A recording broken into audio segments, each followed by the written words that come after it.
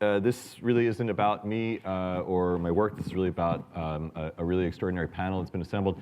I'm just going to take a couple minutes to kind of frame it a little bit around this notion of programmability and the material world. I started with Frank Lantz. I started a company in 2003 that we called Area Code. It would be cool if other people could see the slide that I can see. I could describe it, but I feel certain that that's less interesting than, anyway, we did. Anybody else? Okay, yep, okay. Anyway, let's see. So, speaking of programmable environments. So we started this company in 2003 called Area Code. And what we were interested in was this notion that there were the physical things, the area and code, everything that was digital, everything in the cloud, and that anything that was actually interesting or relevant in the world was actually somewhere down the middle. And so we were specifically focused around games. And so as you can see in this slide here, this is the types of experiences that we were interested in were how to bring sort of invisible factors into the world in some way. And so this is a game that we did where people are actually being pursued down the street by something invisible. And sort of this is back in 2003, 2004. It's about 13 years before Pokemon Go, a couple $1 billion before Pokemon Go. The idea that there were things that could have, without having a physical presence, could have meaning in physical space. And that would be a material that we could somehow play with. Okay, I'll start over. No, okay, anyway, well, so we were inspired by stuff like this, right? So this was the situationists' ideas of psychogeography, and the idea that somehow maybe the ideas that were sort of propagating in the 50s and 60s around the qualities of space psychogeographically could be somehow instantiated in terms of software, that they didn't just have to become ideas. This was the game from 2004. This is what it looks like when people are running down the street, being pursued by something invisible.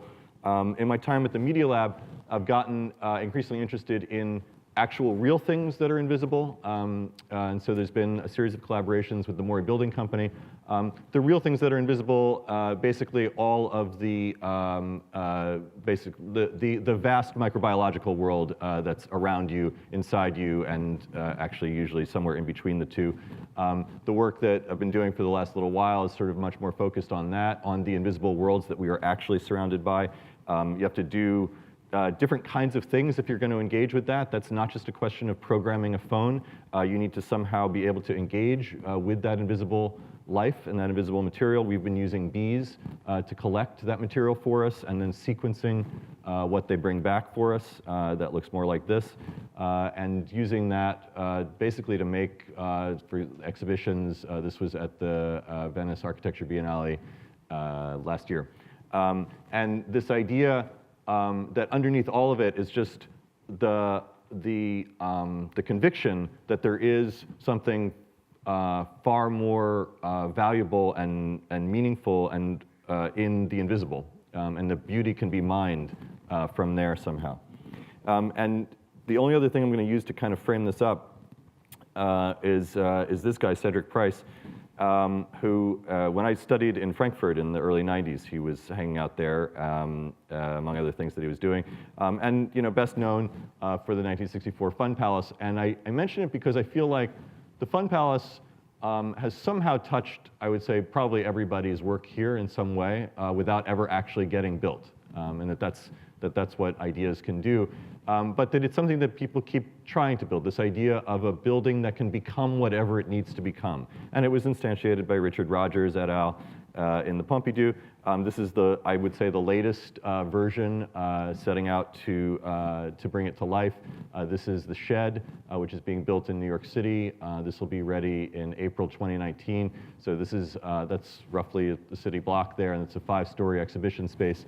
And this is Diller, Scofidio, and Renfro. Liz Diller, that's the High Line coming up there. What's What is different about this building from all other buildings is that this is the building that actually moves. So that's a cage that's effectively over that can extend out to become a performance space for a couple thousand people or not. And then it has the kind of extreme flexibility within it that Cedric Price imagined, but wasn't really possible until right around now. And I think when you start to see what's possible, this is 2019, it's been under construction for a while, has a lot longer to go. You can start to imagine being able to have this level of flexibility across all scales.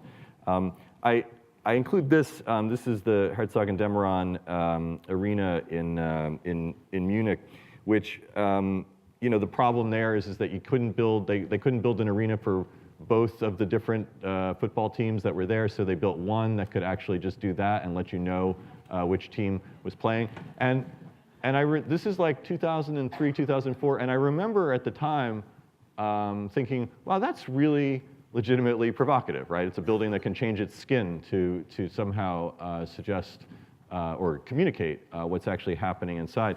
But looking back on it, whatever it is, like 13 years later, I think it's provocative precisely because it's such a superficial aspect of the building, right? It's just the skin, and that's, in fact, sort of the least interesting aspect of what a building is and does. And just to leave on, or set it up really with this quote, so this is Lev Manovich, who was writing right around the same time, this is right 2003, 2004, around Spoybrook's Water Pavilion. And this has always stayed with me. I've always thought about this quote, that the Water Pavilion that is continuously changing surfaces illustrate the key effect of a computer revolution, the substitution of every constant by a variable. And I have always thought about this, that's the core of it, right? Like that's the core of the question, that this is what changes when people who are used to computers start to look at things that are physical, that are material, that are somehow embodied in the world. But also lately, I've been thinking, the thing that's actually really interesting to me about this idea is that we ever aspired to constants, that was somehow the premise, that we would make things that don't change, that last forever. And that just seems, if you look back on it, historically, ideologically, it just seems like kind of a weird idea, or maybe it starts to. And with that, I want to bring on our first panelist, which I think is Casey. I don't actually, it's Casey, right? Yeah, it's Casey. And get out of the way.